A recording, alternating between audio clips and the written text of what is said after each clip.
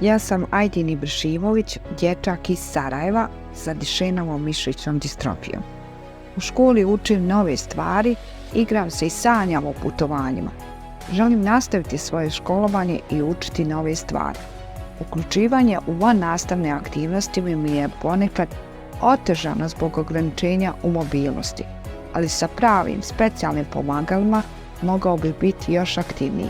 Volim šetnje, igranje s djecom i igranje igrica.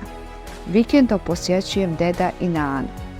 Da bih uživao u većoj samostalnosti, potrebne su mi ortoze i prilagođeno kupatilo. Ortoze bi mi olakšale pisanje zadaće, jelo i igranje, učenje, dok bi prilagođeno kupatilo dalo slobodu i neovisnost za lakše obavljanje lične higijene. Vaša podrška i pomoć bi mi puno značilo da se osjećam slobodnijim i neovisnim.